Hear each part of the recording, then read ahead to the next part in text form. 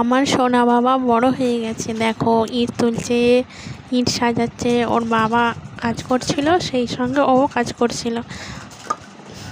দেখো বন্ধুরা, তোমাদের কেমন লাগলো ভিডিওটা অবশ্যই জানিও। এইটা নিয়ে যাও, এখান দিয়ে এই তো এখান দিয়ে নিয়ে যাও। এই তো এই ইট নিয়ে যাও। বাবা বড় ইট নিবে।